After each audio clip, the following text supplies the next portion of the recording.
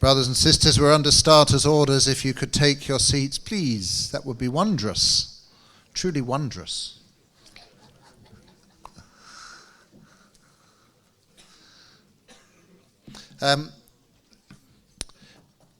Just, if I may, very brief, you've seen me before today and you all know who I am anyway.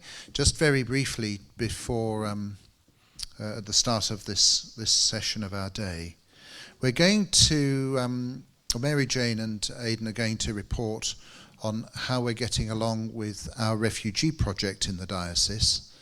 But before I hand over to them, I would just like to say one or two things. First of all, a very big thank you to everybody in the diocese, not just you here. It's an opportunity for me really to thank the diocese publicly for the wonderful response we've had to the call that went out quite a while ago now actually, to support the refugee community coming into this part of the world.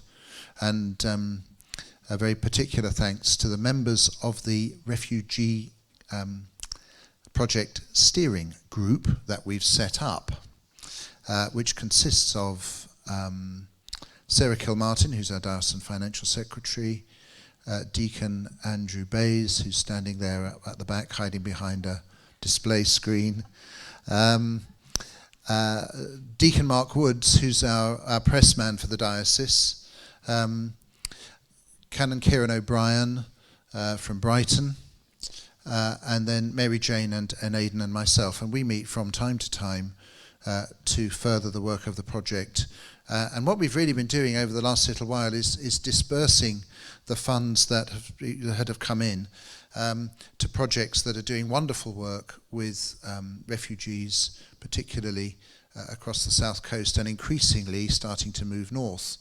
It was very obvious to us that to try and reinvent the wheel and develop a brand new structure when there were experts doing wonderful work already would be a bit of a waste of time. Far better for us to support and enable those existing organisations where the expertise lies to develop their work and enable them to respond ever better to the need. And that's really what's been going on. So a big thank you to the diocese and a thank you to the team. I mentioned at this morning this little document from Pope Francis, and he has in the document, it's paragraph 16, for those of you who are going to rush home and look it up, he refers to the road of mercy, the road of mercy. It is the road of mercy on which we meet so many of our brothers and sisters who reach out for someone to take their hand and become a companion on the way. And I suggest to you that that is a wonderful image for the work that we're doing in this diocese, and it's going on in other dioceses too, to assist those coming to these islands as refugees. People who are reaching out for someone to take their hand and to accompany them on their journey. And that is exactly what we are doing with this project in our diocese, so a very big thank you for that. You've seen, I think, the second newsletter that we shoved out, rather smartly produced little number, if I may say, about the work of the refugee project. Just to say to you that we kind of expanded the work of the diocese in a sense with that newsletter, because it was produced by the residents of Her Majesty's Prison Coldingley. They run a very, very smart print shop up there, and I was invited to visit their print shop just a few weeks ago. And they produced that for us. So not only were we spreading the news of the project, but we were also helping some of those in prison within our diocese to find dignity in work, and so that in itself was a valuable thing. There will be another newsletter in due course, but I'll leave Aidan and Mary-Jane to say more about that. So continue to pray for this project. Please continue to support it as you have done so very generously, as it takes new turnings and new steps on the way. We will find yet more ways to accompany those brothers and sisters who look for us to take them by the hand.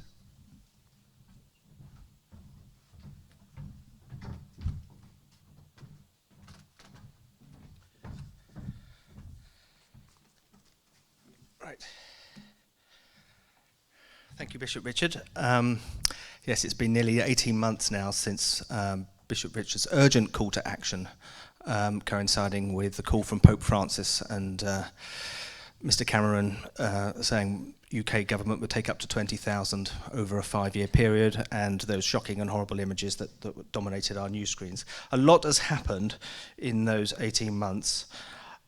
I can remember very vividly, Mary-Jane and I sitting down together September, October 2015, saying, very enthusiastic about the task in front of us. And one of the things that we were enthusiastic about was that we thought this was a great opportunity to bring people together from different faiths, communities, local authorities, people of no faith at all, and work in that way. And funny enough, 18 months later, I was just by chance on the phone to Diane Peters, who's heading up the sort of Guildford, the Anglican Diocese of Guildford response, and she said to me, if there's a silver lining, these are her words, not mine, if there is a silver lining to this dreadful crisis, it's that people of different denominations are coming together to work for the common good. And that is exactly, those were her exact words, so I just kept thinking of those throughout today.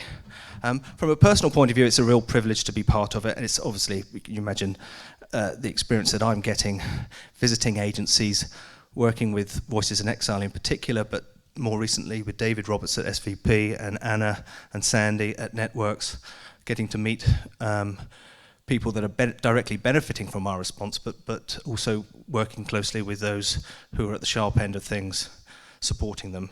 And a personal experience that I often share is to say that just before Christmas last year, 2015, this was the third family that arrived in our diocese from Syria through the Vulnerable Resettlement Programme.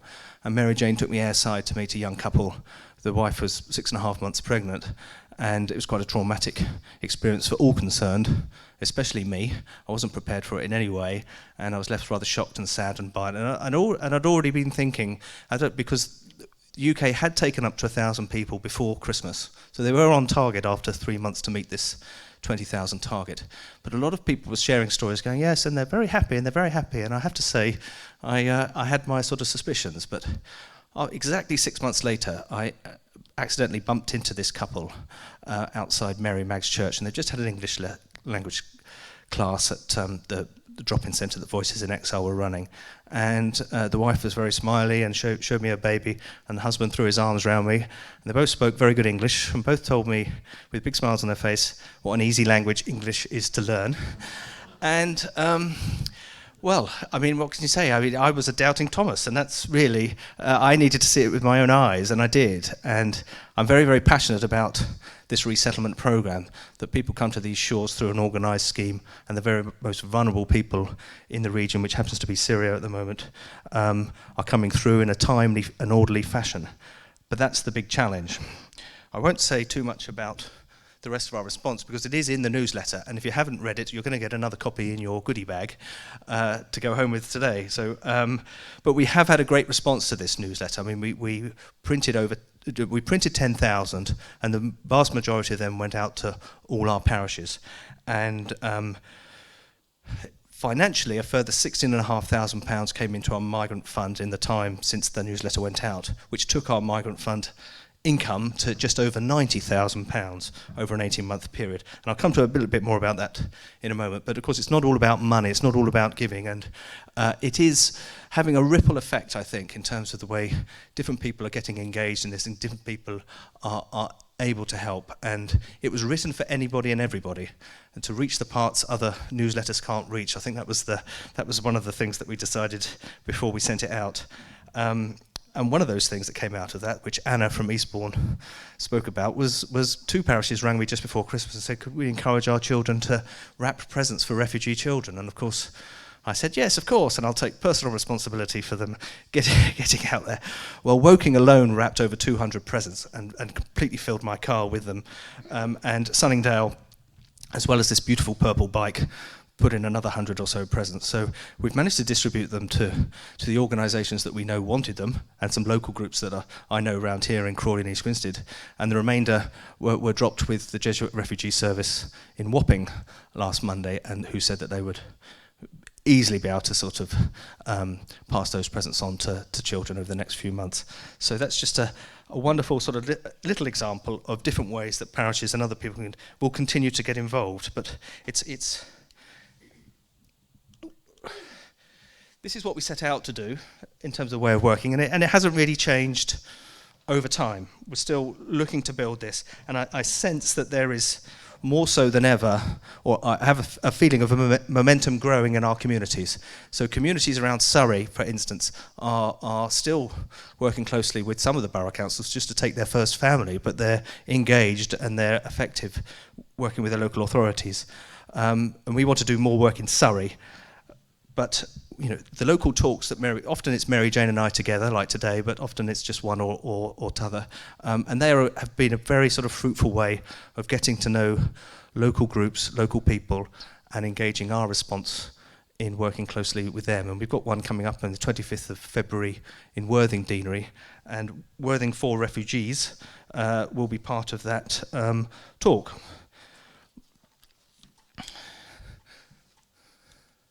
This is going to take me back to a former working life. Some figures. I've just said that we've received over 90,000 of the money, and probably 70,000 of that has been committed. Not exactly spent, because some of the funding that we've supported is over a 2-year period and is sort of going out in phases. But the bulk of it has been committed. It's really what's come in since the last newsletter that is available for application. And we have, as Bishop Richard said, we're sort of focused on the groups that are already there and meeting the need that is there. And the need that is very acute is destitute migrants, support work, casework, legal work, transport, English language, all the sorts of practical food banks, all the sort of things that destitute people with no recourse to public funds would need the service of. And we've been able to expand, in particular, the service at Voices in Exile, but also empower more groups to do more work. And one of the reasons why we've done that, of course, is that we haven't had so many people coming through the resettlement program, which was the original intention of going out to get so much support and help. Oh, I'll get the hang of this eventually. So three organisations have benefited from it up till now. Mary-Jane's going to talk about the excellent work of Voices in Exile, and the capacity that's been built and the work that they've been able to do over in 2016, but also the challenges ahead, because it does sound like an awful lot of money, but it doesn't last forever, this sort of money. I mean, after 1 or 2 years, we were all thinking to ourselves, well, how's this going to become sustainable, and how can we make sure that the groups that we are funding are on sound financial footing, and that we don't have a sort of a peak of service and then go back to not being able to offer anything at all. Eastbourne and St Leonard's, you've heard from David, who talked about the SVP, and Anna, so I won't go on any more than that. But just to say that in our recent meeting in January, we looked at sort of priorities for the coming year, or the coming 2 years, and we decided on sort of 2 real areas. Oh dear. Now, I know, I've got it now.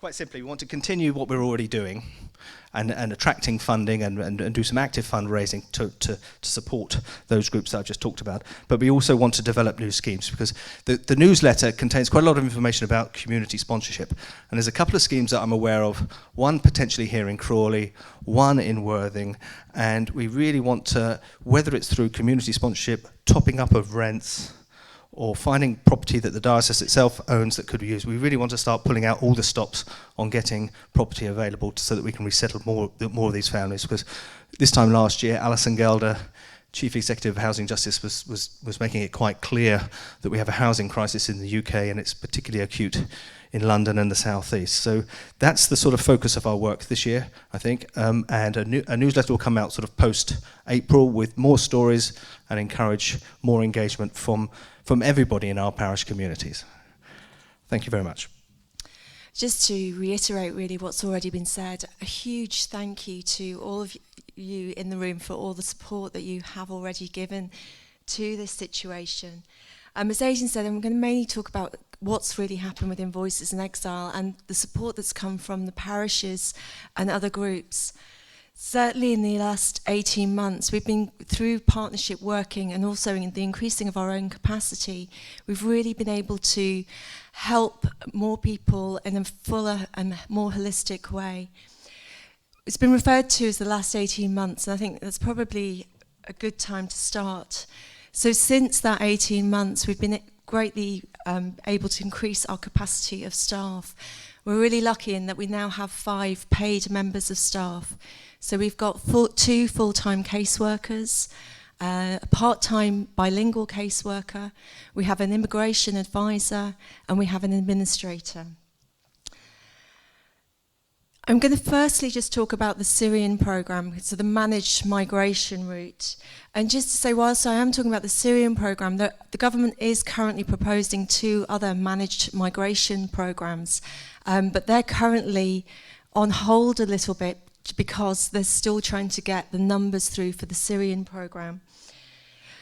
In terms of the Syrian programme, we're working alongside the Home Office, local authorities, the South East Migration Partnership, the DWP, Adult Social Care, Children's Services, and very specifically, Voices in Exile has been working with Brighton and Hove City Council, as well as East and West Sussex in more of a consultant's role.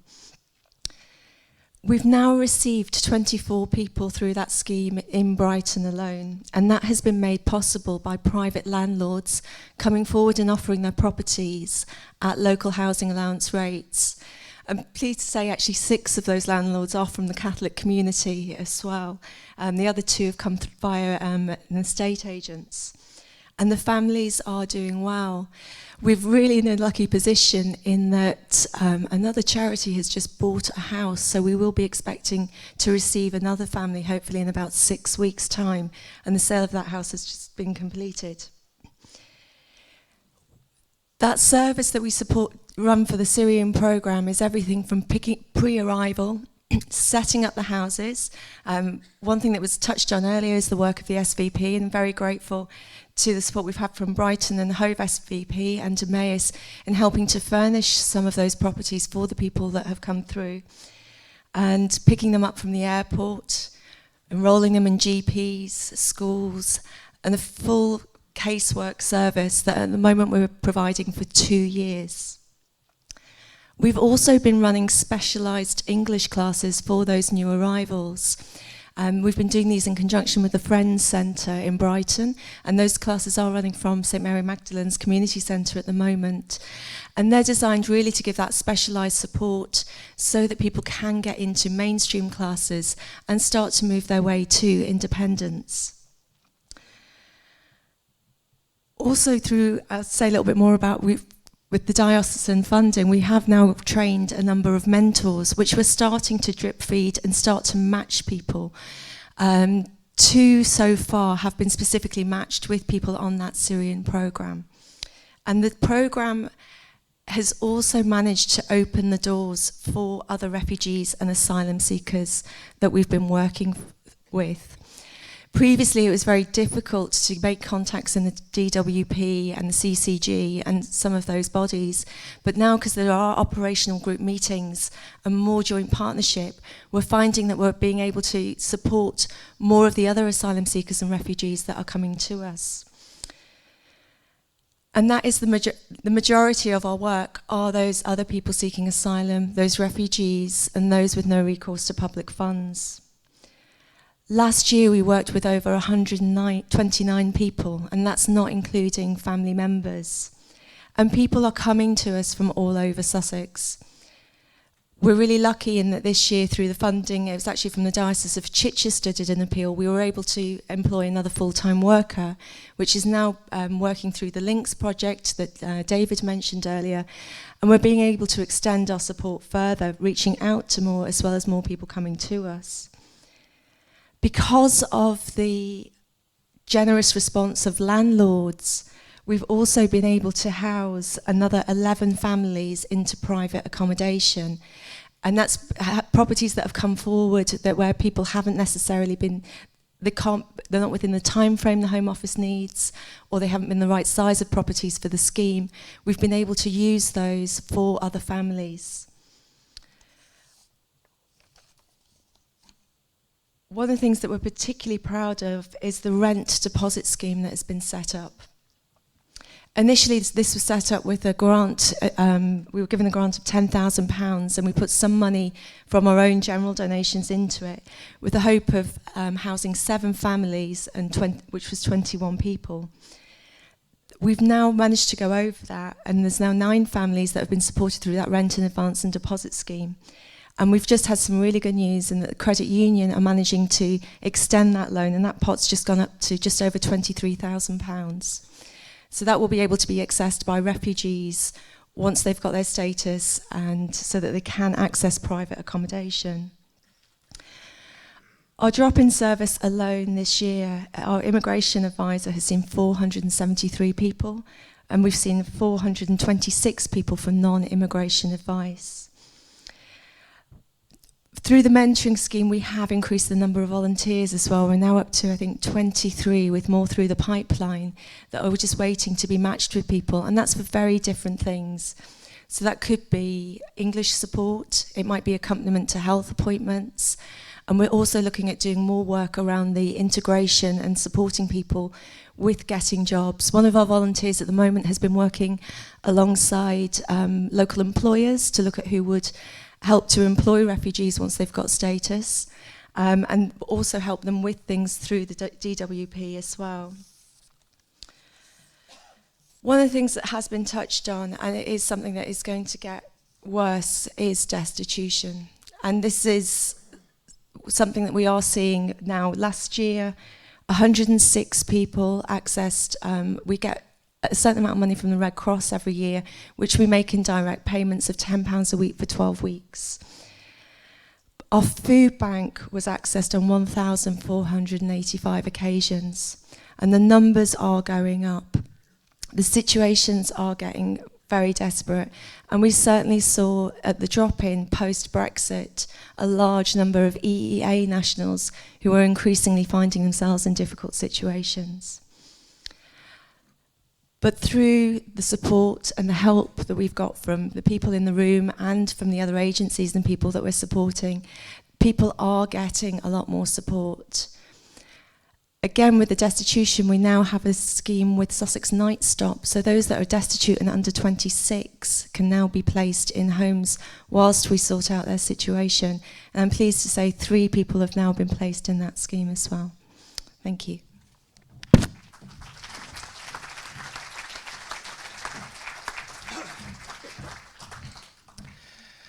That's it. 3 minutes late. I'm just going to say a few thank yous before I invite Father Kevin up to close the day in prayer. Thank you all for coming, first and foremost. Thank you to Bishop Richard for all his contributions to the day. Father Augusto and Jenny, who's just had to leave us. I can't begin to process what I heard this morning. I'm going to have to listen to it again and again. Can I mention Jenny's email list? Encourage people to sign up. It's at the back. It's at the table right behind, right behind this row of chairs. Exhibitors, all of you, and I suppose especially the speakers this afternoon. I think that session went remarkably well. That was the one I was losing most sleep over, I can assure you. But even some of the early feedback is that they said they really enjoyed that 5-minute buzz session. Thank you to Mary-Jane, who's got a ridiculously busy schedule at the moment, and thank you for coming along and sharing those stories with us at the end here. So many volunteers, and I always single out the people who do the teas and coffees because that's very important, but they've all done a brilliant job. The Justice and Peace Commission that provide so much support and make days like this possible. My pastoral team colleagues, many of whom are here and I can see them, I'll single out Stephen White, actually, our intern, who's put a lot of materials together, put that wonderful reflection for us together this morning, and did an awful lot of work for that newsletter that we referred to just a short while ago. Luke, thank you very much, as usual. Where would we be without Luke? Tony, for his efforts with the sound today, much, much appreciated. And save the best till last, Ruth Guerin, who is a ridiculous calm head. I don't know whether she's still with us, but she's done a fantastic amount of work organising and supporting with the administration today.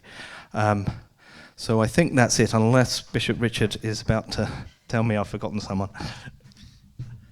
Aidan, you have forgotten somebody, and that is yourself.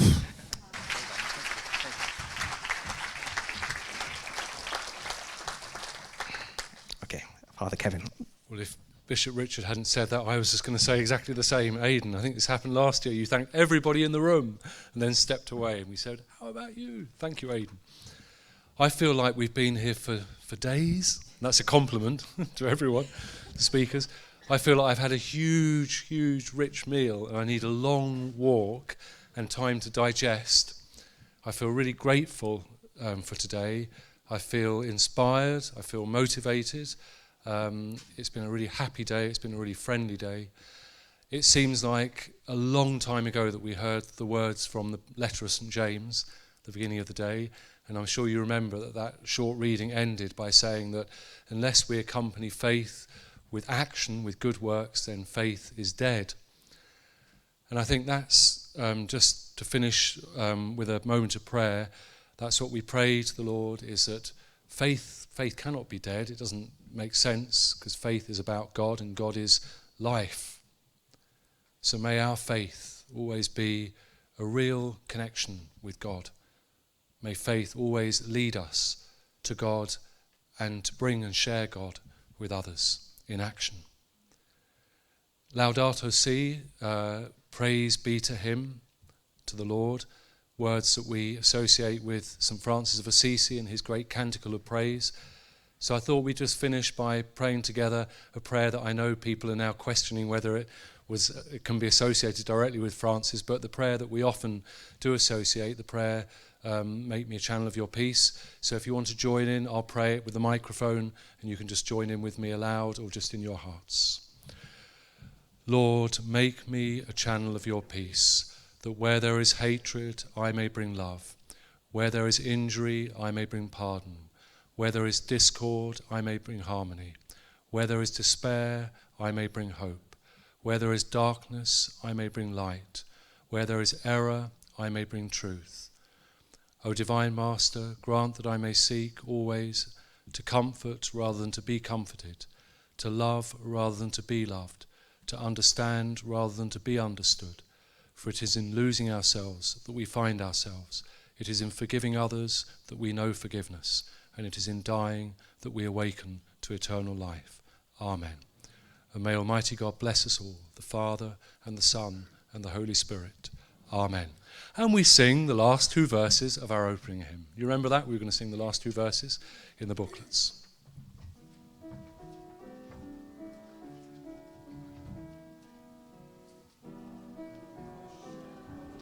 Many are homeless, longing for warmth.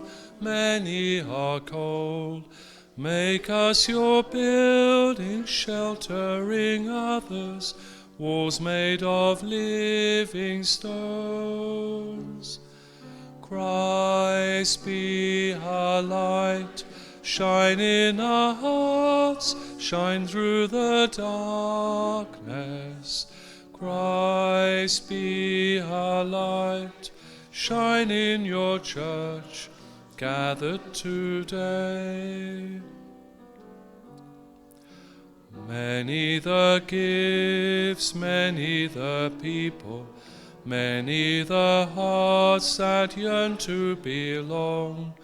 Let us be servants to one another, making your kingdom come. Christ be our light, shine in our hearts, shine through the darkness. Christ be our light, shine in your church, gathered today.